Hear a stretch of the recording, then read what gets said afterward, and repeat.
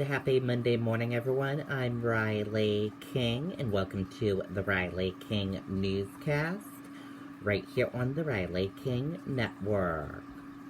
We have a lot of news to get to this Monday morning, so let's begin. First up, let's begin with your COVID-19 in New Hampshire. Important information. Let's take a look at that right now. And here is a look at that information for all of you right now. There are 12,488 number of people in New Hampshire have tested positive for COVID-19. 9,926,622 number of people in the United States have tested positive. 489 number of deaths from COVID-19 in New Hampshire. 794 number of people have been hospitalized with COVID-19 in New Hampshire. And 237,425 number of deaths from COVID-19 in the United States. Let's take a look at this map of New Hampshire where current cases of COVID-19 are.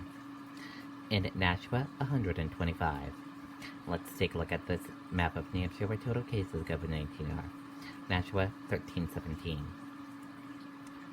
And now let's take a look at these three charts here. Let's start with the first chart here. New cases each day in New Hampshire in the purple. Daily new positive COVID-19 cases. In orange, new hospitalization. In red, deaths. Let's take a look at this chart here. Current cases in the purple. Total current COVID-19 cases. And in the orange, current hospitalization. Let's take a look at this chart here. Total cases in the purple. Total positive COVID-19 cases. In the orange, total hospitalization. Red, deaths. And blue, recovered. Let's take a look at this chart here, positive PCR test rate and daily PCR test. Let's take a look at this chart here, age group of cases, female and male of cases, and risk information. And let's take a look at this chart here, infections, hospitalizations, and deaths. Let's take a look at this chart here, deaths, percent of New Hampshire population, race/ethnicity of cases, and hospitalizations. And a reminder, your common symptoms: fever, lack of smell, cough, chills, difficult breathing, nausea, vomiting, and diarrhea. How it spreads, and prevention tips. And be sure to stay with the Riley King Network for the latest of your COVID-19 information. Granite State Democrats reflect on historic Biden-Harris presidential ticket. Senator Kamala Harris making history. Let's take a listen to that video from WMUR News 9, Tim Callery.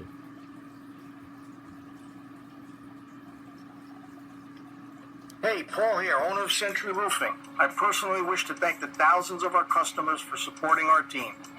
Kamala Harris is not just the first woman to hold the office of vice president, but the first black woman and the first South Asian woman elected to that position.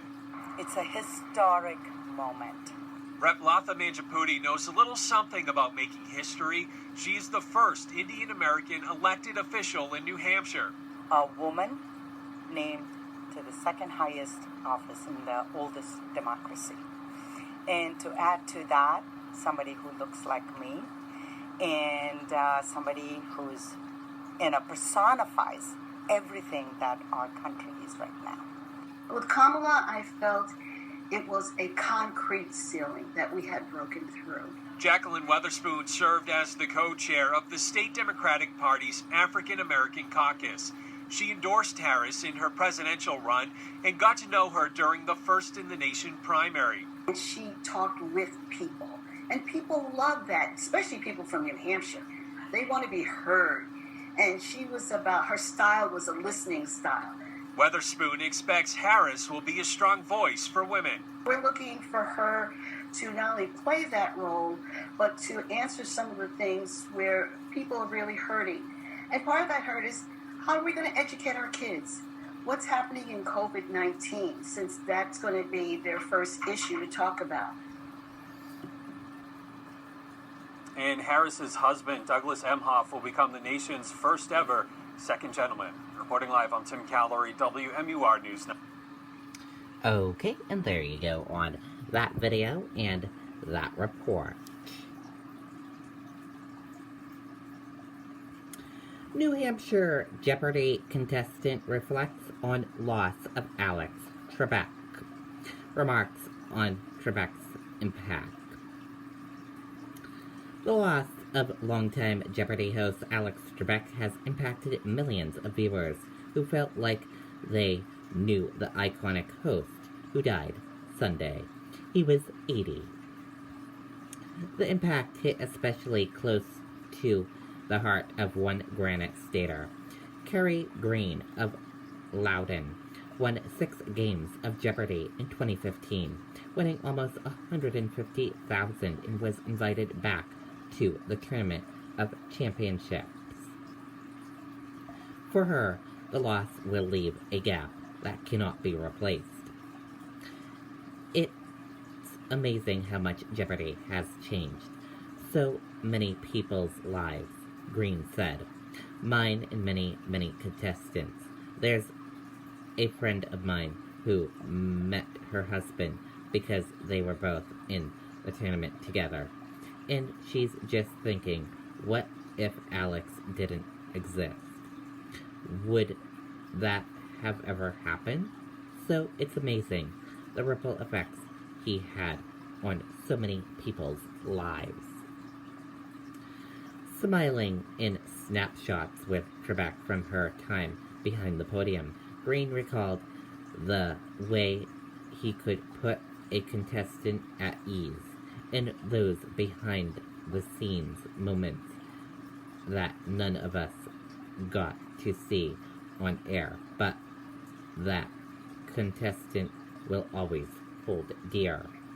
Green called watching Jeopardy throughout her life, whether with her parents, husband, or children, a continuous source of joy. The reason she was pulled out of her shell and at Kat's list of long life friendships. She said she hopes people will watch Trebek's final episodes and appreciate how gifted, witty, and special he was.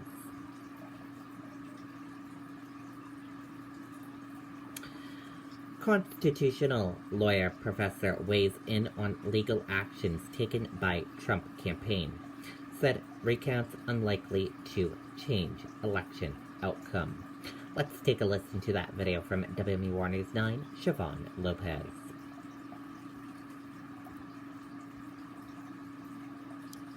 Hey, Paul here, owner of Century Roofing. I personally wish to thank the thousands of our customers for supporting our team. President Trump showing no signs of conceding the race.